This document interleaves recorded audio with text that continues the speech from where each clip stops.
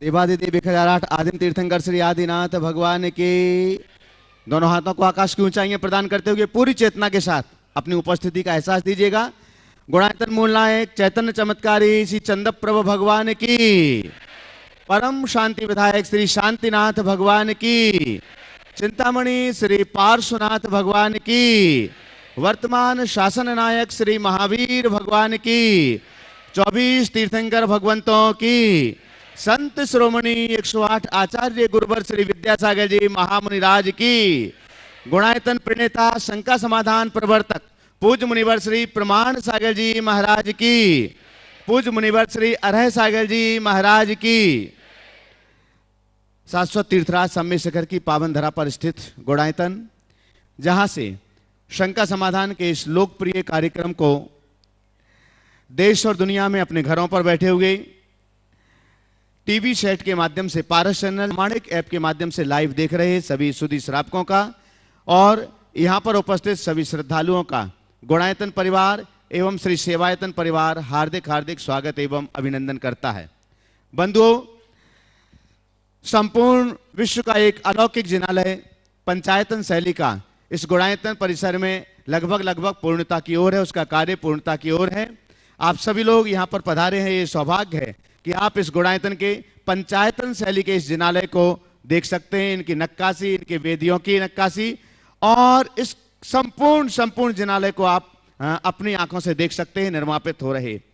साथ ही साथ जिनागम को सार संक्षेप में समझने के लिए अनुभव केंद्र का भी निर्माण किया जा रहा है और जिस अनुभव केंद्र में समोच्चारण दर्शन के माध्यम से और आत्मा से परमात्मा की एक मूवी के माध्यम से आप सभी के लिए जो शास्त्रों की भाषाएं हैं उनको आप संक्षेप में यहां पर समझ सकेंगे। इन्हीं सभी उपक्रमों को देखते हुए, गुणायतन के इस विकास क्रम को देखते हुए देश और दुनिया के अनेक दानदातार प्रतिदिन गुणायतन परिवार में सम्मिलित होते हैं, गुणायतन से जुड़ते हैं, अपनी चंचला लक्ष्मी का सदुपयोग करते हुए।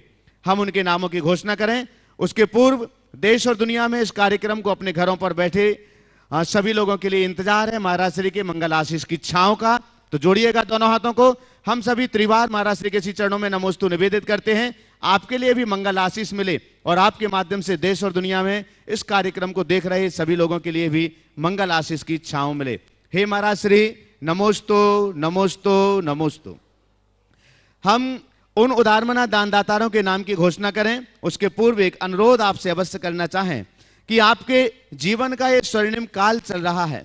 लोग पूछते हैं मैं अपने पैसे को कहां लगाऊं, कहां दान दूं, मेरे पैसे को मैं दान दूंगा तो वो उपयोग होगा नहीं होगा, मैंने दान किसी और में दिया है, दान कहीं और जाएगा। पर बंधुओं, मैं ये कह रहा हूं कि ये स्वर्णिम काल आपके जीवन का चल रहा है दान देने के लिए। गुणायतन में जो कुछ भी निर्मापित हो रहा है वो एक संस्कृति का, एक इतिहास का निर्माण होने जा रहा है। आने वाली पीढ़ी क्या, वर्तमान के युवा जिन्हें शास्त्र पढ़ने का समय नहीं है, पढ़े भी तो उसके समझने का समय या समझने की बुद्धि उनके पास में नहीं है। यहां पर एक 16 मिनट की राइड के माध्यम से परमात्मा के गर्भ, जन्म, तप, ज्ञान, समोसरण, मोक्ष, सारी चीजों को आप 16 मिनट के अंदर समझ जाएंगे कि वास्तव में क्या हुआ था इस धरती पर चौथे काल में जब साक्षात परमात्मा आया होगा। उसकी साक्षात अनुभूति उस राइड में आपके लिए होगी जो आप जमीन से 40 फीट ऊपर जाकर के देखेंगे। साथ ही साथ इस जीवन वृत्त को जो आप अपने जीवन में व्यतीत करते हैं, आत्मा से परमात्मा की यात्रा मूवी में भी देख सकेंगे। तो मेरा अनुरोध है आपसे कि आप अपने जीवन का सर्वश्रेष्ठ दान, ये देने का समय है, जीवन का सर्वश्रेष्ठ दान दीजिएगा और गुणायतन से जुड़िएगा ताकि आने वाली आपकी पीढ़ी, आपका परिवार एक गौरव और गर्व के साथ कह सके कि मैंने उस गुणायतन में दान दिया था जिस गुणायतन में एक इतिहास, एक संस्कृति का निर्माण हुआ और मैं अपनी आंखों से फलते फूलते से देख रहा हूं। इसी क्रम में जिन्होंने गुणायतन के लिए आज दान समर्पित किया उनके नामों की घोषणा आपसे कर रहा हूं। अपेक्षा होगी करतल ध्वनि से आप उनका सम्मान करेंगे और अगर आप यहां उपस्थित हैं तो अपने स्थान पर खड़े होकर के महाराज श्री का मंगल आशीष ग्रहण करेंगे। सबसे पहले जिन्होंने गुणायतन में स्वर्ण दान दिया हुआ है, दिल्ली से श्रीमती प्रेमलता जैन, धर्मपत्नी स्वर्गीय सुमत प्रसाद जी जैन तिजारा वाले ने एक सोने की अंगूठी लगभग 4.25 ग्राम की गुणायतन के लिए समर्पित की है। जोरदार करतल ध्वनि से उनका सम्मान करें। अगर यहां पर उपस्थित हो तो अपने स्थान पर खड़े होकर के मंगल आशीष ले लीजिए। हाँ, सामने देखें, थोड़ा सा कैमरे में आप आएंगे। आज गुणायतन से निर्माण निधि के रूप में जुड़ रहे हैं कांतिभाई स्वर्गीय कैलाश चंद जी जैन, पुत्र मंगलेश जैन और पौत्र विनय उज्जवल पिड़ावा राजस्थान से। एक बार जोरदार करतल ध्वनि से उनका भी सम्मान कीजिएगा। अपने स्थान पर खड़े होकर के मंगल आशीष लें। साथ ही निर्माण निधि से जुड़ रहे हैं श्री संजय जैन, श्री राजेश जैन, वक्सवा छतरपुर से, मध्य प्रदेश से। जोरदार करतल ध्वनि से उनका सम्मान कीजिएगा। बक्सवाहा छतरपुर मध्य प्रदेश से। निर्माण निधि से ही जुड़ रहे हैं ऋचा जैन, सुपुत्री श्री राजेश कुमार जैन, कौशल सिरौंज मध्य प्रदेश से। आपकी करतल ध्वनि का अवदान दीजिएगा। यहां उपस्थित नहीं तो टीवी के माध्यम से सम्मान उनके पास तक पहुंचेगा। निर्माण निधि से ही जुड़ रहे हैं श्रीमती नीता कविता जैन, नोएडा से। एक बार जोरदार करतल ध्वनि से उनका भी सम्मान करें। निर्माण मित्र के रूप में गुणायतन परिवार में आज जुड़ रहे हैं, पहले निर्माण निधि थे, आज निर्माण मित्र में जुड़ रहे हैं श्री ज्ञानचंद जी जैन, जम्बू देवी पाटनी, श्री विकास पाटनी, श्रीमती अर्पणा जैन, गरिमा अविश विद्यानस पाटनी परिवार, भीलवाड़ा राजस्थान से। अगर यहां उपस्थित हो तो मंच पर पहुंचे, हमारा अनुरोध है, पधारिएगा, मंच पर आ जाएं। और निर्माण मित्र से ही जुड़ रहे हैं श्री नितिन जैन, नीर जैन, जयपुर राजस्थान से। नितिन जैन, नीर जैन, जयपुर राजस्थान से अगर यहां पर उपस्थित हो, हाँ चलेगा। जोरदार करतल ध्वनि से उनका सम्मान कीजिएगा। आ रहे हैं ना भीलवाड़ा वाले, आ रहे। जब तक पहुंचे भीलवाड़ा वाले यहां मंच पर आ जाएं, तब तक हम आज जो गुणायतन से सूत्रधार के रूप में जुड़ रहे हैं, निर्माण सारथी थे पहले और उससे सूत्रधार के रूप में जुड़ रहे हैं भीलवाड़ा वाले जो निर्माण मित्र में जुड़े हैं, उनका सम्मान करने के लिए हमारे बीच यहां पर मुकेश रश्मि जी जैन, मंदसौर से मुकेश रश्मि जी आ जाएं उनका सम्मान करने के लिए, जो आज निर्माण मित्र से गुणायतन में जुड़ रहे हैं। तब तक यहां पहुंचेंगे जो आज सूत्रधार के रूप में जुड़ रहे हैं श्री मनोज जैन, श्रीमती मीनाक्षी जैन, वंबोलीम नॉर्थ गोवा से हमारे बीच है। पधारिए मंच के समीप, तब तक पहुंचे। और प्रामाणिक समूह के सक्रिय कार्यकर्ता भी आइएगा, आप इस तरफ आ जाएं, एक साथ चलेगा। निर्माण मित्र में जुड़ रहे हैं ज्ञानचंद जम्मू देवी पाटनी, प्रकाश पाटनी, श्रीमती अर्पणा जैन, गरिमा अविश विद्यानस पाटनी, भीलवाड़ा राजस्थान से। जोरदार जोरदार करतल ध्वनि से सम्मान की, एक साथ खड़े हो जाए पूरा परिवार। चेहरा सामने, इधर चेहरा इधर करिएगा, चलेगा। आपकी करतल ध्वनि लगातार होना चाहिए, अनुमोदना का पुण्य है। आमंत्रित कर रहा हूं श्री मनोज जैन, श्रीमती मीनाक्षी जैन, बम्बोलीम नॉर्थ गोवा से।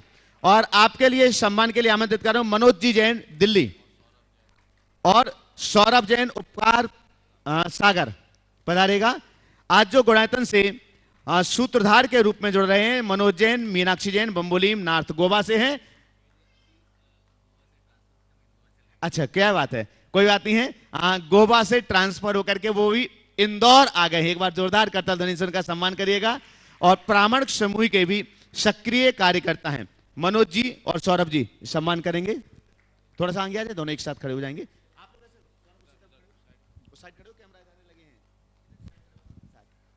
हाँ बस दीजिएगा, चलिए। जोरदार जोरदार करतल ध्वनि।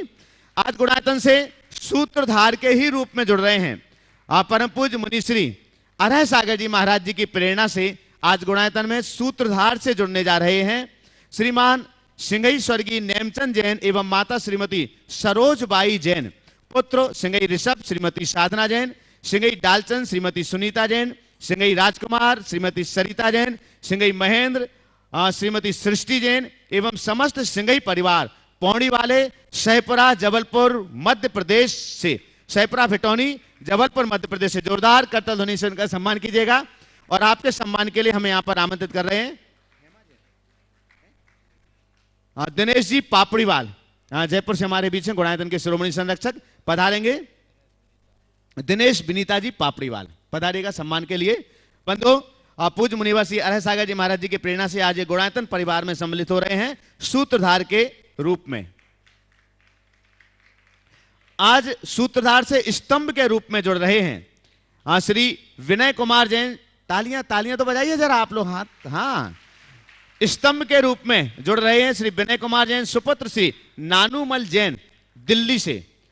श्री विनय कुमार जैन, सुपुत्र श्री नानूमल जैन, दिल्ली से। जोरदार करतल ध्वनि से उनका सम्मान कीजिएगा। शायद वो यहां पर नहीं है। तालियों का अवदान टीवी के माध्यम से उनके पास में पहुंचेगा। और आइएगा प्रथम प्रश्न के लिए। हाँ महेंद्र जी, हाँ प्रश्न चलेगा। जो आज गुणायतन से सूत्रधार के रूप में जुड़े हैं वो अपना प्रथम प्रश्न यहाँ पर रखेंगे और इसके बाद में तैयार रहेंगे मनोज जैन, प्रामाणिक समूह इंदौर। महाराज जी के चरणों में त्रिवार नमोस्तु नमोस्तु नमोस्तु। महाराज श्री, मेरा प्रश्न यह है कि कलयुग का अंत कैसे समझें, क्योंकि हिंसा, अराजकता, वैमनस्यता आदि कुरीतियां फैल रही हैं, कृपया समाधान दें। कलयुग इतनी जल्दी पीछे नहीं छोड़ेगा, अभी और पतन कराएगा तब उसका अंत होगा, समझ गए। जब तक धर्म है तब तक कलयुग बना रहेगा, जब धर्म नष्ट होगा तभी सृष्टि का अभाव। पौड़ी वाले पूरे परिवार की ओर से नमस्ते महाराज जी। बड़े बहुत बहुत कमल भैया चलेगा। मनोज जैन, प्रामाणिक समूह इंदौर। आपके बाद में तैयार रहेंगे NL जैन साहब, जयपुर, कोषाध्यक्ष गुणायतन। मुनिद्वय के चरणों में कोटिशः नमोस्तु नमोस्तु नमोस्तु। गुरुदेव, हमने अपने परिणामों की शुद्धि की इच्छा में अपनी प्रवृत्तियों को तो शुद्ध कर लिया, लेकिन अपनी वृत्तियों को शुद्ध करने में सफल नहीं हो पा रहे हैं। कृपया मार्गदर्शन करें कि अपनी वृत्तियों को कैसे शुद्ध करें कि प्रवृत्तियां अपने आप ही शुद्ध हो जाएं। देखिए, मैं तो पहले तो चाहूँगा कि मनोज भाई का आप लोग जोरदार करतल ध्वनि से स्वागत करें। पहले ये गोवा थे, अब इंदौर आ गए और प्रामाणिक समूह के बड़े सक्रिय कार्यकर्ता। अभी क्या देखते हो तुम? क्लिप राइटिंग, जितने भी वहाँ कुछ प्रश्नों में क्लिप्स होते हैं उनमें वो राइटिंग लिखते हैं, बहुत अच्छा काम कर रहे हैं और दोनों प्राणी बहुत बहुत योगदान दे रहे हैं। और इनके लिए एक बार और अभिवादन करना है कि इनके पिताजी अब तो मुनि हो गए ना, मुनि हो गए हैं और यहीं पर विराजमान भी हैं। ये बहुत अच्छी बात है। आपने जो सवाल किया है कि वृत्ति, तो हम प्रवृत्तियाँ तो बदल देते हैं, वृत्ति कैसे बदलें? अपनी वृत्तियों को बदलने के लिए हमें उसकी जड़ में जाना होगा। जब तक हमारे भीतर के संस्कार परिवर्तित नहीं होते तब तक वृत्तियों का परिष्कार नहीं होता। और भीतर के संस्कारों को बदलने के लिए ही तो भावना योग है। आप विशुद्ध भावों से भावना योग कीजिए, देखिए क्या चमत्कार घटता है। वृत्तियां भी बदलेगी, प्रवृत्तियां भी बदलेगी और जीवन का कायाकल्प हो। हाँ, आपका भी है? हाँ बोलो। बोले बोले बोलो। महाराज जी नमोस्तु नमोस्तु नमोस्तु। दुख में सब सुमिरन करे, सुख में करे न कोय, जो सुख में सुमिरन करे तो दुख काहे को होए। महाराज जी, दुख के समय तो सुमिरन में मन लग जाता है, पर सुख के समय में मन विषय भोगों में भागता रहता है, तो हम इस मन को कैसे टिकाएं? इसलिए सुख के समय में दुख का अभ्यास करना सीखो। जो सुख के समय में सुखों का त्याग करते हैं उनको दुख दुख लगता ही नहीं। हमारे यहाँ कहा गया अधुख भाव इदम नानम दुहे जादे विनश्य तम्हा जहा बलम जोई भाव दुख से भावना। सुख से पाया हुआ ज्ञान दुख आने पर दूर हो जाता है। इसलिए हे योगी, जब तक तुम में सत्व है तो दुखों की भावना भाव। तो मैं उन सभी से कहता हूँ, दुख में सुमरन सब करे, सुख में करे न कोई। वे अगर चाहते कि मेरे जीवन में दुख कभी आए ही नहीं, तो अपने आप को दुखों से बचाना चाहते हैं, तो सुख की घड़ी में दुखों को सहने का अभ्यास बनाओ, सुखों को त्यागने का प्रयास करो, फिर किसी के स्मरण की भी जरूरत नहीं होगी, जीवन का कायाकल्प होगा। नमोस्तु महाराज। NL जैन साहब, जयपुर, कोषाध्यक्ष। आगे तैयार रहेंगे श्रीमती सरिता जैन, अकोदिया मंडी। हो गया। हाँ, आशा जैन, कोटा। दोनों गुरुओं को सादर नमन, वंदन। महाराज श्री, व्यक्ति अपनी योग्यता को कैसे तलाश करे और अगर तलाश कर ले तो फिर उसको विकसित कैसे करे कि श्रेष्ठ को प्राप्त करें और निकृष्ट को छोड़ दें। अपनी योग्यता को कैसे तलाश करे और उसका कैसे विकास करे कि श्रेष्ठ को चुने और निकृष्ट को छोड़ दें। देखिए, पहले तो योग्यता को पहचाने और योग्यता को पहचानने के बाद सतत अभ्यास करें। जैसे एक कुल्हाड़ी होती है, उससे प्रहार करके आदमी लकड़ी काटता है, लेकिन बीच बीच में उसे धार भी देना पड़ता है। कितनी भी तीक्ष्ण कुल्हाड़ी हो, एक दिन जितना काम करेगी दूसरे दिन उतना काम नहीं कर पाएगी, उसे बार बार धार देना हो। हमारे अंदर कैसे भी योग्यता हो, यदि हम उसमें धार नहीं दें तो योग्यता निखरती नहीं। उसके लिए वैसा वातावरण और वैसा अभ्यास होना चाहिए। बार बार भावना, वैसा संकल्प, तदनुरूप प्रयत्न हो तो हमारी योग्यता में निखार आता है। और सच्चे अर्थों में जो जो योग्यता निखरती है, व्यक्ति खुद श्रेष्ठ को अंगीकार करता जाता है, और जैसे जैसे श्रेष्ठ को संभालता है, अश्रेष्ठ अपने आप छूटता जाता है। नमोस्तु महाराज श्री। हाँ, आशा जैन कोटा। आगे तैयार रहेंगे डॉक्टर सपना पाटनी महाराष्ट्र।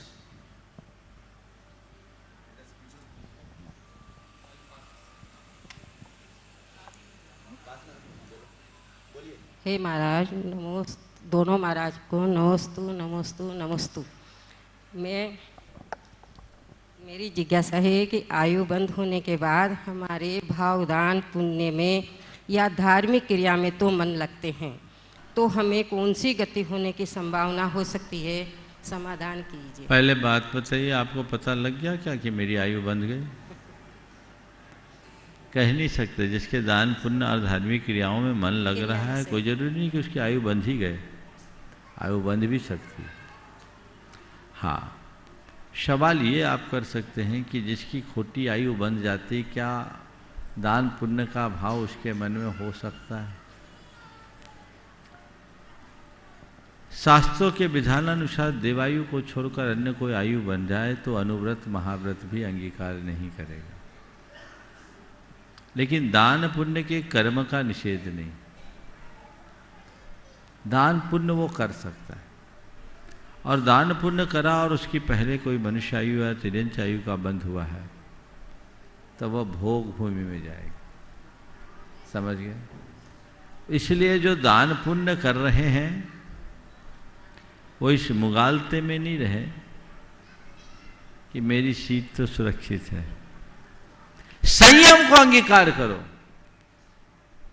दान के साथ संयम के बिना जीवन का उत्थान नहीं है।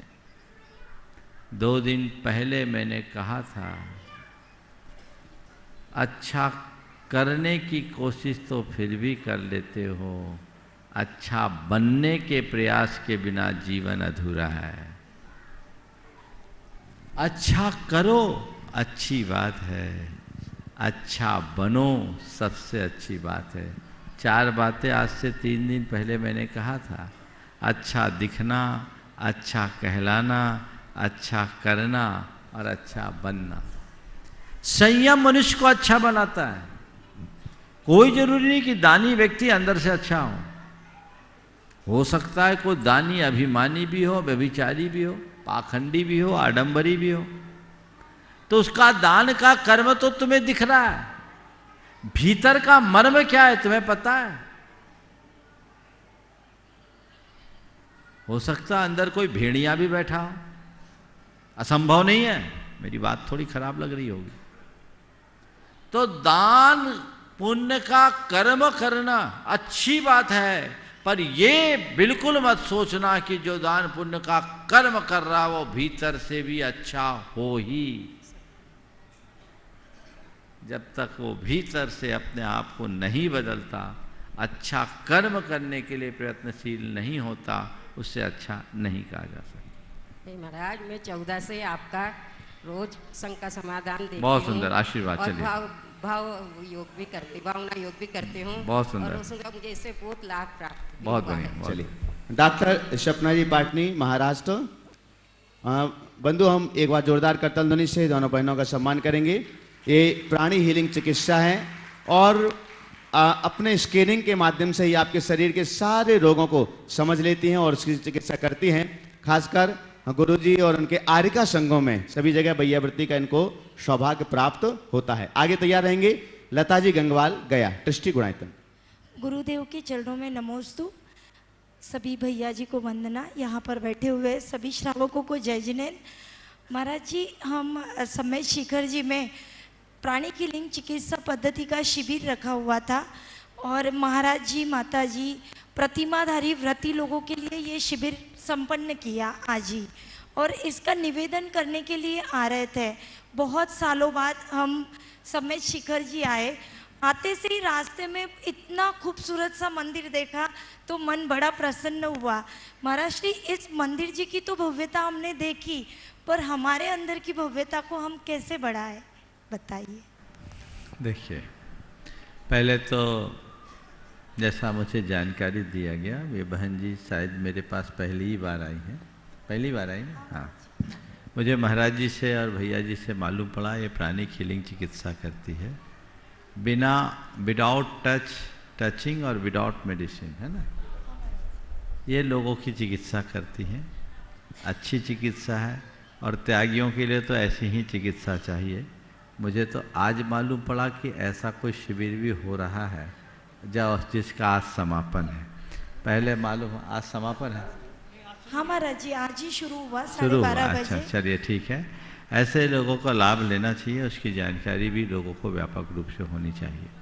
आपने जो सवाल किया है कि बाहर का मंदिर तो हमने भव्य बना लिया, अपने भीतर की भव्यता को हम कैसे प्रकट करें। मैं तो आपसे इतना ही कहूँगा कि भीतर की भव्यता को बढ़ाने के लिए ही तो बाहर का ये भव्य मंदिर बनाया जा रहा है। ये गुणायतन क्यों? तुम्हारे भीतर के गुणायतन को बनाने के लिए, तुम्हारी चेतना का गुणात्मक विकास करने के लिए। ये तो केवल एक प्रेरणा है और इनसे प्रेरणा पाकर आप अपने जीवन को रूपांतरित करने का उपक्रम करते हो तो जीवन में सुनिश्चित रूप से उसका लाभ मिलेगा। मंदिरों से फिर भी हो सकता है लोग प्रेरणा न पाए, लेकिन मंदिर के साथ जिस अनुभव केंद्र का निर्माण यहाँ होने जा रहा है, वहाँ आने वाले हर व्यक्ति के जीवन में एक नया अनुभव घटेगा, एक नई अनुभूति प्रकट होगी जो उनकी विचारधारा को परिवर्तित करेगी, जो उनके चित्त को उद्वेलित करेगी, आंदोलित करेगी, चिंतन की दिशा बदलेगी, सोच में परिवर्तन लाएगी। और जब व्यक्ति की सोच बदलती है तो जीवन की दिशा दशा सब अपने आप बदल जाती है। अनुभव केंद्र का मूल उद्देश्य वही है और गुणायतन की मूलभूत परिकल्पना भी वही है। मंदिर तो है ही, पर मंदिर मुख्य नहीं है। मंदिर के साथ सामने बनने वाला जो अनुभव केंद्र है वो एक ऐसा केंद्र है जो हर व्यक्ति के भवोद्धार का आधार बनेगा, उनकी सोच को बदलकर सम्यक दर्शन का कारण बनेगा। भीतर की भव्यता तभी और केवल तभी बढ़ेगी, ऐसी भावना सब जगाएं। निश्चित हो, और आप जो कार्य कर रही है बहुत अच्छा कार्य कर रही है। हमें इस तरह की चिकित्साओं की ज़रूरत है, आगे बढ़ाना चाहिए। और उसके साथ यदि आप भावना योग को भी सम्मिलित करें तो मैं समझता हूँ उसका प्रभाव कई गुना ज़्यादा होगा। महाराज जी, हम भावना योग का प्रयोग करते हैं, रेगुलर अपने पेशेंट आते हैं जो इमोशनल स्ट्रेस में रहते हैं बहुत, क्योंकि पूना में सारा सॉफ्टवेयर के साइड में बहुत सारे व्यक्ति हैं, तो उन लोगों को जब भी भावना योग सजेस्ट किया जाता, बताया जाता, तो हमें बहुत अद्भुत परिणाम उसके देखने बहुत मिलते सुंदर, हैं। बहुत सुंदर। आप एक उसका तथ्यात्मक रिपोर्ट भी प्रस्तुत करेंगे तो बहुत अच्छा होगा। बहुत बढ़िया। लता जी गंगवाल गया, ट्रस्टी और मंत्री गुणायतन। आगे तैयार रहेंगे श्रीमती निर्मला जैन बायपा, पंडित श्री शांतिलाल जी जैन आगर मालवा। नमोस्तु महाराज श्री।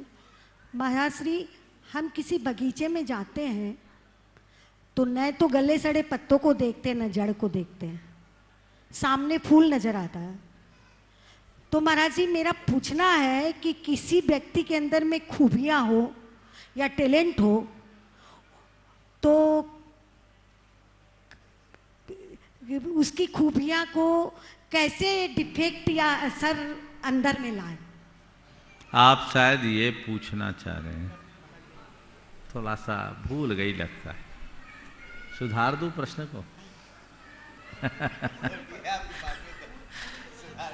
देखिए, ये पूछना शायद ये चाह रही है कि हम किसी बगीचे में जाते हैं तो वहाँ फूल भी होते हैं और नीचे सड़े गले पत्ते भी होते हैं, पर हमारी दृष्टि फूलों पर न जाकर सड़े गले पत्तों को अनदेखा करके फूलों की तरफ दौड़ती है। लेकिन व्यक्तियों में जब हम देखते हैं उनमें अच्छाइयाँ भी होती है और खामियाँ भी होती है। हम उनकी खामियों को, खूबियों को गौन करके खामियों की ओर क्यों देखते हैं, है ना? खूबियों को गौन करके खामियों की ओर क्यों देखते हैं, है ना? ओ, मैं बता दे रहा हूँ आपको, बताऊँ, बगीचे में भी जाओ ना तो बगीचे में एक तो होता है माली, रखवाला, उसका मालिक जो देखता है उसका फूल और उसका सौंदर्य, और बगीचे का एक सफाई कर्मी होता है, उसको फूलों से मतलब नहीं, वो देखता उसका कचरा। आज दुनिया में सफाई कर्मी ज़्यादा है, हम क्या करें? जो सफाई कर्मी हो गंदगी देखेगा और जो मालिक है वो फूल देखेगा। समझ गए? ये मान करके चलना, अगर तुम्हारी दृष्टि में लोगों की खूबियों की जगह खामियां आ रही है तो तुम सफाई कर्मी बन रहे हो, अपने जीवन को गंदगी से भर रहे हो, ऐसा समझ। नमोस्तु। हाँ, श्रीमती निर्मला पंडित श्री शांतिलाल जैन आगर मालवा, जल्दी पधारें। और इसके बाद बस आखिरी, हाँ आ जाएं, पधारिएगा जल्दी। और इसके बाद तैयार रहेंगे श्रीमती चंद्रकला जी पाटनी। आज नहीं, हाँ। नमोस्तु महाराज जी, मेरा प्रश्न है कि भय किससे होता है और अंधे से अंधा कौन है? फिर से बोलो। मेरा प्रश्न है कि भय किससे होता है और अंधे से अंधा कौन है? आवाज समझ में नहीं, आप पढ़। ये पूछना चाह रहे हैं गुरुदेव, भय किससे होता है और अंधे से भी अंधा कौन होता है? भय किससे होता और अंधे से अंधा कौन होता है ना? तो मैं तो ये बोलता हूँ, भय वह उससे होता है जिसके प्रति शंका होती है, और अंधा से भी अंधा वो होता है जिसे अपने हिताहित का विवेक नहीं होता। हिताहित विवेक से ही हम अपने जीवन को आगे बढ़ा सकेंगे और अपने जीवन का पथ प्रशस्त कर सकेंगे। दशहर से हमारे बीच हैं, गुणायतन के ट्रस्टी हैं और प्रामाणिक समूह के रश्मि जी सक्रिय कार्यकर्ता भी। एक बार जोरदार करतल ध्वनि से हम उनका सम्मान करें। अगले प्रश्न के लिए तैयार रहेंगे वैभव मुकेश सिंगई मंदसौर।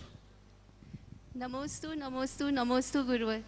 मुनिराज, आज आपने प्रवचन में बताया था कि मृत्यु निश्चित है, सत्य है, तो हमें अपने जीवन को सफल और सार्थक करने के लिए ऐसे कौन से कर्म करने चाहिए कि हम अपने आप को संतुष्ट कर सके? देखो, मृत्यु निश्चित है और जीवन को सफल और सार्थक बनाने का एक ही उपाय है कि मृत्यु के पहले मृत्युंजयी बनने का रास्ता अंगीकार करना। जो मृत्युंजयी पने को प्राप्त करने के मार्ग पर चलता है उसका ही जीवन सफल होता है। हम जन्म मरण के चक्र से ऊपर उठे, उसमें ही हमारे जीवन की सार्थकता है। हाँ। वैभव मुकेश सिंगई मंदसौर। इसके बाद तैयार रहेंगे सागर चंद्र जैन जयपुर। नमस्ते महाराज जी, नमस्ते महाराज जी, नमस्ते महाराज जी। महाराज जी, ऐसी क्या वजह रही होगी कि इतने सारे तीर्थंकर और महाराज जी लोग यहाँ से मोक्ष को प्राप्त किए? मतलब ऐसे निश्चित इस धरती का कोई न कोई नियोग है, इतना पुण्य का प्रभाव है जिसके कारण वे सब यहाँ आते हैं। नमस्ते महाराज जी। सागर चंद्र जैन जयपुर। आगे तैयार रहेंगे पारस जैन भोपाल। नमोस्तु भगवान, नमोस्तु भगवान, नमोस्तु भगवान। भावना योग के सकारात्मक परिणाम आप बताते हैं और सब जानते भी हैं। भावना योग का जो मूल गीत है उसके लिए मैंने आपसे 52 गजा जी में श्रद्धांजलि सभा के लिए आशीर्वाद लिया था और आपने 100% आशीर्वाद दिया था। जिज्ञासा है कि भावना योग का जो मूल गीत है मंगल भावना गीत, उसको श्रद्धांजलि सभा में उपयोग करते हैं, तो जो श्रद्धांजलि सभा में सभी उपस्थित जन रहते हैं वो एकदम सकारात्मक, वो शोकाकुल परिजन वो भी उस भावना योग गीत को गुनगुनाते हैं, तो उसका क्या सकारात्मक परिणाम पड़ता है? देखिए, आपके पूछने का आशय यह है कि भावना योग को श्रद्धांजलि सभा, भावना योग के गीत को जो मंगल भावना है श्रद्धांजलि सभा आदि में प्रयोग कर सकते हैं। हर स्थिति में कर सकते हैं। कई मंदिरों में लोग शांति धारा के समय भी बोलते हैं और अब स्कूलों में प्रार्थना में बोलते हैं, घरों में लोग मिलकर के सामूहिक प्रार्थना करते हैं। भावना, मंगल भावना सबको सुलभ है, यहाँ पर भी उपलब्ध है। जो ले जाना चाहे यहाँ से ले सकते हैं और सबको सुलभ कराइए। हर व्यक्ति के कंठ में होना चाहिए। प्रातःकाल उठ कर के मंगल भावना भाइये, जीवन की एक बहुत अच्छी प्रेरणा का आधार बने। नमस्ते। हाँ, पारस जैन भोपाल तैयार रहेंगे। श्रीमती सरिता जैन अकोदिया मंडी। कुछ वो हैं, महेंद्र जैन शाहपुरा जबलपुर। कुछ वो हैं जो वक्त के सांचे में ढल गए, कुछ वो हैं जो वक्त का सांचा बदल गए। गुरुदेव, ब्रह्मचारी भैया से लेकर इस मुनि पर्याय तक आपके जीवन में काफ़ी उतार चढ़ाव आए होंगे। कभी खुशी कभी गम हुआ होगा, कभी गहन दुख भी आया होगा। आपके जीवन की ऐसी कौन सी विलक्षण याद है जो आप तक आपके साथ है, चाहे वह दुख को सहजता से पार करने की हो? आपने किस युक्ति और शक्ति के माध्यम से उस दुख या आनंद को सहजता और सरलता से जीतते हुए यह प्रमाणित कर दिया और सिद्ध कर दिया कि हाँ, मैं प्रमाण सागर हूँ? गुरुदेव, हाँ बोलो बोलो। गुरुदेव, दया करके हम सबकी प्रेरणा के लिए उस पल या उस समय को विस्तार पूर्वक समझाइए। नमोस्तु। देखिए, हर व्यक्ति के जीवन में उतार चढ़ाव तो आते ही रहते हैं। कुछ लोग हैं जो जीवन के उतार चढ़ाव में घबराते हैं, और कुछ लोग हैं जो जीवन के हर उतार चढ़ाव में ठहराव रखते हैं। जीवन के उतार चढ़ाव में स्थिरता बनाए रखना ही हमारी सबसे बड़ी साधना है। आपने मुझसे पूछा है कि आपके जीवन में भी अनेक प्रकार के उतार चढ़ाव आए होंगे, सुख के भी होंगे, दुख के भी होंगे, और निश्चित वो आपके जेहन में होंगे। मैं आप सबसे ये कहना चाहता हूँ, एक आम व्यक्ति के जीवन में और एक साधक के जीवन में बड़ा अंतर होता है। आम व्यक्ति के जीवन में जिस तरह के उतार चढ़ाव आते हैं, साधु जीवन में उस तरह के उतार चढ़ाव नहीं आते। लेकिन फिर भी हर व्यक्ति को जो सार्वजनिक जीवन जीता है, उनके सामने अनेक प्रकार के प्रसंग और परिस्थितियाँ आती। आपने जो सवाल किया है कि ऐसी कौन सी बात है जो आपके हृदय में आज तक बैठी है, मैं एक घटना आप सबको बताना चाहता हूँ। मैं जब मुनि अवस्था में था, गुरुदेव ने हम मुनियों को एक सामूहिक नियम दिया। जिस समय नियम दिया, उस समय मैंने गुरुदेव से अनुरोध किया कि मेरे लिए ये थोड़ा असुविधाकर होगा। गुरुदेव ने कहा ठीक है। उनका मेरे लिए कोई आग्रह नहीं था। नियम सब ने लिया। मैंने कहा गुरुदेव आप बोल रहे हो, मैं भी कोशिश करूँगा, लेकिन यथार्थ में किसी का नियम नहीं पल पाया, एक का भी नियम नहीं पड़ा। समय पूर्ण हुआ, मैंने ही सबको इकट्ठा किया और कहा देखो गुरुदेव ने हम लोगों को एक नियम दिया, उसे निभा नहीं पाए तो कम से कम प्रायश्चित तो लेना चाहिए। ये हम लोगों को कमजोरी।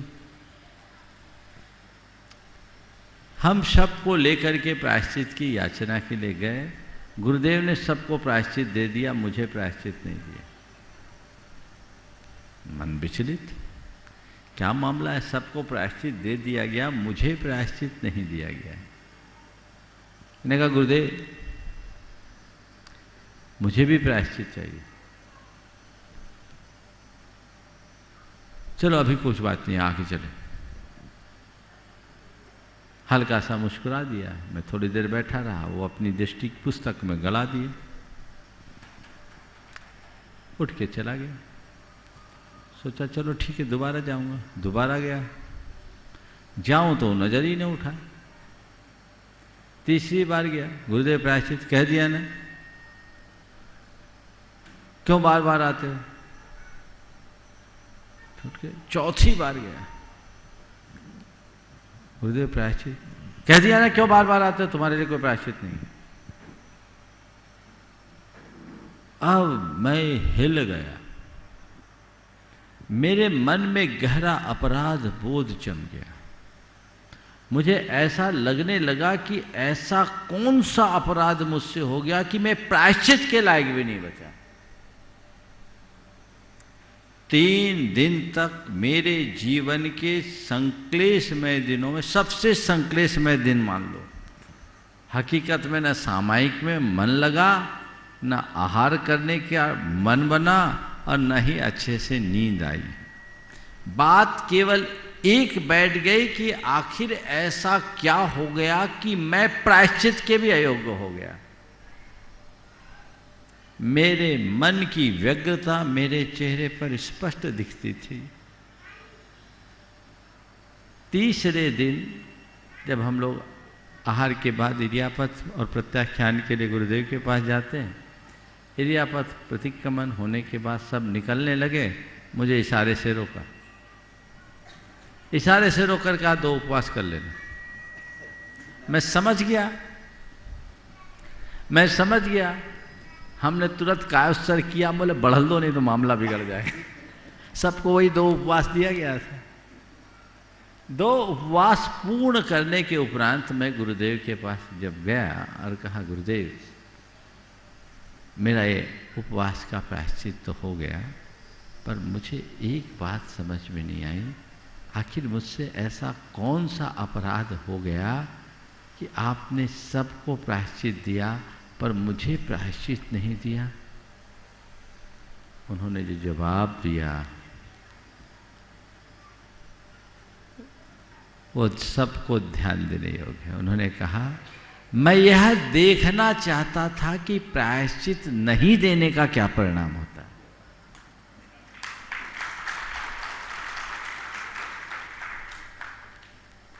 मेरा मन खुशी से भर गया कि चलो कम से कम मैं गुरु की कसौटी पे खरा तो उतरा, चरणों में से रख दिया। तो ये जीवन के दिन हैं, लेकिन मैं उन दिनों को, वो 3 दिन आज के संदर्भ में मैं जब देखता हूँ तो पाता हूँ वो मेरे लायक एक साधक की दृष्टि से वो भी नहीं होना चाहिए। प्रायश्चित नहीं दिया तो प्रायश्चित नहीं देने का दर्द और पीड़ा तो होनी चाहिए। गुरु से बार बार निवेदन करना चाहिए, मन में पश्चाताप का भाव होना चाहिए। पर जो एक विकल्प था, यह भी एक साधक के लिए दुर्बलता है। पर ये मेरे एकदम प्रारंभिक दिनों की बात है, 1988 की, जिस साल दीक्षा हुई थी उसी की, जब मैं भी बच्चा था। पर ऐसा जीवन में आता है, आ सकता है। हर व्यक्ति को एक बात अपने मन मस्तिष्क में अंकित करना चाहिए, चाहे चढ़ो चाहे उतरो, तुम स्थिर बने रहो, कोई फर्क नहीं पड़ता। आज मैं महसूस करता हूँ बहुत सारी चीज़ें होती है जीवन में, काम होते हैं नहीं होते हैं, मन में बहुत सारी भावनाएं आती है, पूरी होती नहीं होती। अब मुझे फर्क नहीं पड़ता, हो गया तो ठीक, नहीं हुआ तो ठीक। मैं जब अपने जीवन के प्रारंभिक दौर में था तो बड़ी प्रखरता से जीता था। उस समय मेरी एक प्रवृत्ति थी कि जो काम सोच लिया वो होना, और होना है नहीं, जैसा चाह रहा हूं वैसा ही होना और करके ही दम लेना है। मेरे उस स्टैंड के कारण कई लोग मुझे अलग नाम भी नवाज दिए थे, है ना। तो वो मेरा नेचर था। पर बाद में मैंने एक दिन सोचा कि तू प्रभावना करता है या प्रभावना का निमित्त है। करता मत बन, निमित्त बनकर काम कर। प्रेरणा दे, भावना रख, पर जो सहज हो उसे स्वीकार कर लो। सहजता को अपने जीवन का आधार बनाओ। तो अब और पहले में एक बड़ा अंतर ये आया कि पहले जो मैं चाहता था वो करता था और नहीं होने तक उसी में लगे रहता था। अब चाहता तो अभी भी बहुत कुछ हूँ, करने का प्रयास भी करता हूँ और प्रयास करने के बाद उसमें सफल भी हो जाता हूँ। लेकिन यदि आगे पीछे हो तो मन में विकल्प नहीं आने देता हूँ। सहजता को मैंने अपने जीवन का मूल आधार बना लिया और उसी सहजता में जीने का आदि और अभ्यासी होना चाहिए। तुमने जो सवाल किया है, अगर मैं बोलना शुरू करूं तो न जाने कितनी बातें तुम निकाल लोगे, लेकिन मैं आज सब नहीं निकालना चाहता, यहीं पर रोकना चाहता हूं। हर मनुष्य के जीवन में अनेक प्रसंग होते, अनेक घटनाएं होती है, पर अगर व्यक्ति के अंदर सही समझ हो तो अपने जीवन में घटने वाली हर घटना से अनुभव का रस निकाल सकता है। और जिसके अंदर समझ का अभाव होता है वह घटनाओं को केवल घटनाओं की तरह जीते हैं और भूल जाते हैं। मैं अपने जीवन में घटित हर प्रसंग का रस निकालना जानता हूँ और रस निकाल कर उस अनुभव से अपने जीवन को सिक्त करता हूँ, जो हमें आगे बढ़ने की प्रेरणा बनती। नमस्ते गुरुदेव। दिनेश विनीता जी पापड़ीवाल जयपुर न्यूयॉर्क से हमारे बीच हैं, गुणायतन के शिरोमणि संरक्षक। एक बार जोरदार करतल ध्वनि से उनका सम्मान करें। आगे तैयार रहेंगे ज्योति प्रदीप जी पड़ा वाले राजकुमार टेंट हाउस सागर। गुरुवर के चरणों में बारंबार नमोस्तु नमोस्तु नमोस्तु। गुरुवर एक प्रश्न और एक निवेदन है, विनीता जी निवेदन पहले करेंगे। नमोस्तु गुरुवर। गुरुवर जयपुर से एक सौरभ सागर जैन हैं, सौरभ जी जैन, उन्होंने एक विश्व कीर्तिमान स्थापित किया है, जो कि निर्विघ्न उन्होंने बिना खाए पिए 18 घंटे का विश्व कीर्तिमान स्थापित किया है और अभी 24 घंटे का स्थापित किया है परसों ही। और वो चाहते हैं आगे भी इसी तरह 50 घंटे का एक विश्व कीर्तिमान बिना खाए पिए कंटिन्यूस स्पीच देना चाहते हैं, मोटिवेशनल स्पीच। तो उनके लिए आप कुछ कहना चाहेंगे, आशीर्वाद चाहते हैं? देखिए, बहुत अच्छी बात है। अगर ये कीर्तिमान किसी जैन ने स्थापित किया है तो बहुत सराहनीय। मुझे ध्यान है बहुत पहले उज्जवल पाटनी ने भी इस तरह का कोई काम किया था, जो गिनीज बुक में एक रिकॉर्ड के रूप में दर्ज किया गया था। आज आपने सौरभ जैन के विषय में कहा है जयपुर का, मुझे उससे परिचय तो नहीं है, लेकिन 24 घंटे तक अनवरत बिना खाए पिए और कुछ किए बोलना अपने आप में एक बहुत बड़ी मिसाल है। मैं उसकी प्रतिभा की सराहना करता हूँ और भावना भाता हूँ आगे भी वो इसी तरह का कार्य करते रहे। लेकिन हमारा लक्ष्य एक, उनको ये आशीर्वाद जरूर देना चाहूँगा कि हमेशा अपनी वाणी से समाज का कल्याण करने का काम करो, लोगों को अच्छी प्रेरणा देने का काम करो। जिनके पास वाक कौशल है, यदि वो समाज को आगे बढ़ाने में और संस्कारों के बीजारोपण में उसका प्रयोग करते हैं तो इससे अच्छी बात और कोई नहीं होगी। बहुत बहुत आशीर्वाद। गुरुवर के चरणों में बारंबार नमोस्तु नमोस्तु नमोस्तु। गुरुवर, ईश्वर ने तो संसार की रचना की थी और की है। मनुष्य ने अपने विचारों से, कर्मों से सुख व दुख की रचना की है, और जब भी उसके जीवन में सुख तो आता है भगवान को बहुत कम याद कर पाता है, लेकिन जीवन में जब भी दुख और संकट आता है तो हमेशा भगवान को ही दोष देता है। ऐसा क्यों गुरुवर? बहुत अच्छा सवाल किया है। पहले तो मैं आपके सवाल पर एक सवाल करता हूँ कि हम ईश्वर को न घसीटे तो ये अच्छा है, क्योंकि हमारे भगवान ने संसार की रचना नहीं की। ये संसार तो अनादि से रचा हुआ है सो है। इस संसार के सृजन में किसी की कोई भूमिका नहीं, और हमारे जीवन में जो भी सुख दुख आते हैं वो सुख दुख हमारे अपने किए के अनुसार होते हैं। वह सब हमारा अपना क्रिएशन है, हमारा अपना सृजन। हम जैसा करते हैं तदनुरूप सुख दुख हमारे जीवन के साथ जुड़ता है।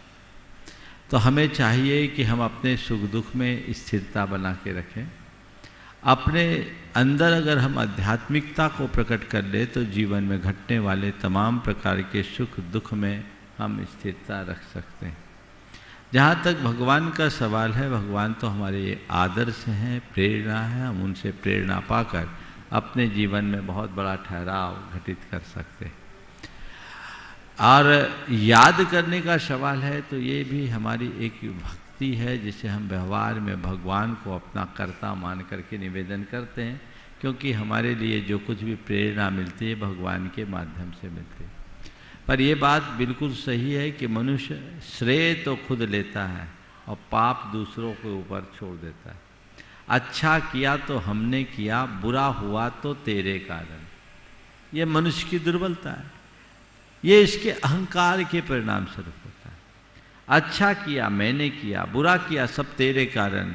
हे भगवान, ये कौन से पाप का फल है? भगवान को भी लपेट लेते हैं। भगवान कहते हैं मैं तो ज्ञाता दृष्टा हूँ, ये मुझे भी लपेट रहा है। इसकी आदत ही लपेटने की है। ऐसे लपेटने से कुछ नहीं होगा। जो मनुष्य जीवन और जीवन की व्यवस्था को ठीक तरीके से समझता है वो कभी ऐसी भाषा का प्रयोग नहीं करता, उसके जीवन व्यवहार में सहजता बनी। नमोस्तु गुरु। ज्योति प्रदीप जी पड़ा वाले राजकुमार टेंट हाउस सागर। इसके बाद तैयार रहेंगे रूही सौरभ जैन उपकार परिवार सागर टिष्टी गुणायतन। नमोस्तु भगवान, नमोस्तु नमोस्तु नमोस्तु भगवान। गुरुजी, हमारी जिज्ञासा है कि भव्य और अभव्य दो जीव होते हैं, तो भव्य तो मुक्त हो जाता है लेकिन अभव्य मुक्त नहीं हो पाता। उसने ऐसे क्या कर्म किए थे कि वो अभव्य हुआ और कभी मुक्त नहीं होगा? अभव्य ने ऐसा क्या किया कि अभव्य हुआ कभी मुक्त नहीं हुआ? अभव्य और भव्य ये दोनों अनादि से हैं और ये एक निर्हेतुक तत्व है। जो अभव्य है वो सदैव अभव्य रहेगा, जो भव्य है वो कभी अभव्य नहीं होगा। भव्य भव्य है, अभव्य अभव्य है, ये किसी के द्वारा किया गया नहीं है, ये स्वाभाविक है। जैसे स्वर्ण पाषाण से तो स्वर्ण निकल सकता है लेकिन अंध पाषाण में स्वर्ण नहीं निकलता। तो अभव्य अंध पाषाण की तरह उसे कितना भी तपाओ सोना नहीं निकलेगा। नमोस्तु नमोस्तु। ओ हाँ, द्रौपदी माता जी के संग नमोस्तु बोला माता। आशीर्वाद। रूही सौरभ जैन उपकार परिवार सागर टिष्ठी गुणायतन। आगे तैयार रहेंगे मनोज अनामिका वाकलीबाल इंदौर संरक्षक गुणायतन। नमोस्तु महाराज जी, मेरा प्रश्न है महाराज जी, किसी भी प्रकार का दान देने के बाद जो लाभ के भाव आते हैं, किसी भी प्रकार का दान देने के बाद जो लाभ के भाव आते हैं तो वो सही है या नहीं, और यदि वो सही नहीं है महाराज जी तो उनको कैसे परिवर्तित करें? बहुत अच्छा, आप भी आ जाओ फिर शामिल हो जाओ। एक कम क्यों करो छोड़ने की कोशिश कर रहे। किसी भी प्रकार का दान देते समय लाभ की भावना आना सही है या नहीं? देखिए, सच्चे अर्थों में तो दान अपने आप को कृतार्थ करने की भावना से करना चाहिए। कदाचित लाभ हो भी तो पुण्य लाभ का भाव ही सर्वोत्तम है। लेकिन आप सब लोग हो बनिया, बनियों को पैसों से सबसे ज़्यादा प्रेम होता है, परमेश्वर भी बाद में पैसा पहले। वो परमेश्वर के चरणों में भी जाता है तो 10 रुपया गुल्लक में यही भाव से डालता है कि भगवान दिन भर दुकान अच्छी चले। ये लालच से प्रेरित मन है और ये एक प्रकार की दुर्बलता है। ये मान करके चलना कि दान देने से लाभ होगा, लेकिन हम भौतिक लाभ पाने के लिए दान करें ये ठीक नहीं। दान देकर हम अपने आध्यात्मिक जीवन को और पारमार्थिक लाभ को प्रमुखता दें। यही भाव सुख पर भाव, यही भाव जस पर भाव सुख दिखे, दान दे मन हर्ष विशेष। ये भाव अपने हृदय में होना चाहिए और ऐसा भाव जब हमारे अंदर गहराता है तो हमारा सारा रास्ता प्रशस्त होता है। अब ये दोष है, दुर्बलता है और स्वाभाविक तौर पर आ भी जाता है। और प्रायः लोग दान देने की प्रेरणा भी इसी तरह से देते हैं, तुम 1 दो तुम्हें 100 गुना मिलेगा, है ना। तो ये जो हमारी मनोवृत्ति है, ये वनिक वृत्ति का फल है। इससे हमारा पुण्य थोड़ा क्षीण होता है। तुम जितना दोगे उतना अंतराय टलेगा, जितना अंतराय टलेगा तुम्हारा घर भरेगा, ये स्वाभाविक है। पर ऐसी भावना क्यों? हम दान इसलिए नहीं दे रहे हैं कि मेरा धन बढ़े, हम दान इसलिए दे रहे हैं कि मेरे धन का सद्व्यय हो।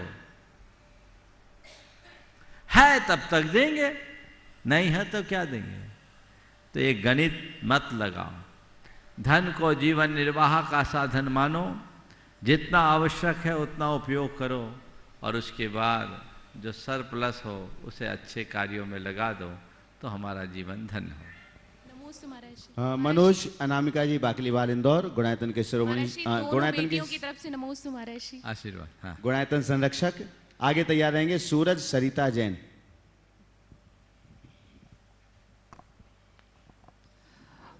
प्रातः स्मरणीय परम पूज्य गुरुदेव के चरणों में मैं और मेरे बाकलीवाल परिवार का, साथ ही हर्ष, चिंतन, गौरव और मुकेश जैन का, और सुनील जी बिलाला, संजय जी बिलाला और मुकेश जी पाटोदी का आपके चरणों में त्रिवार नमोस्तु नमोस्तु नमोस्तु।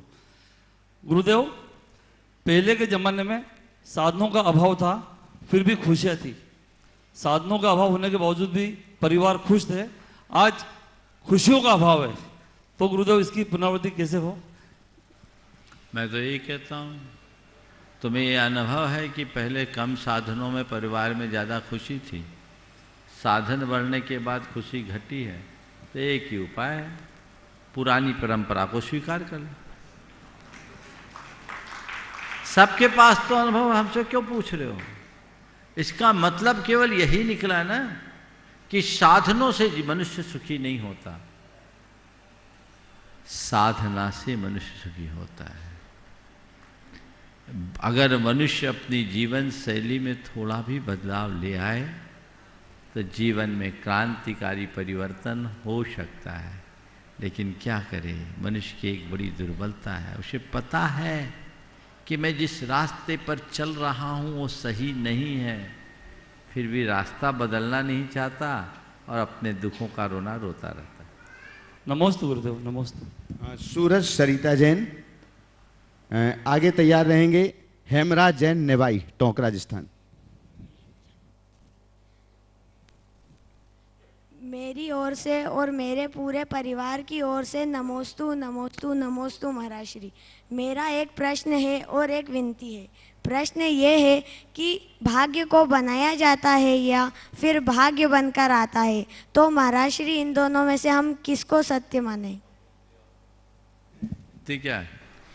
विनती महाराज श्री, विनती है कि एक बार चरण स्पर्श हो। चरण स्पर्श भी सबके सामने, तब तो थोड़ी मुश्किल हो जाएगी। अगर अनुमति दे दूंगा तो तुम लोग कल से प्रश्न बाद में पूछोगे, पहले यहीं पकड़ोगे। आशीर्वाद है अलग से, है ना।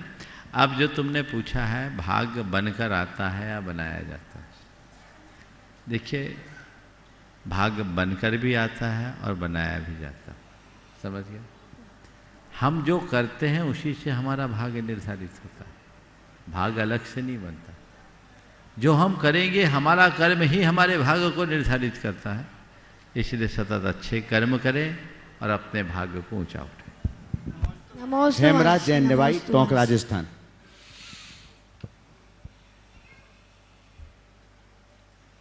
ओम जल्दी। नमस्ते गुरुदेव, नमस्ते गुरुदेव, नमस्ते गुरुदेव। गुरुदेव, हमने अक्सर ये पढ़ा है, सुना है कि समय से पहले और भाग्य से ज़्यादा व्यक्ति को कभी कुछ नहीं मिलता।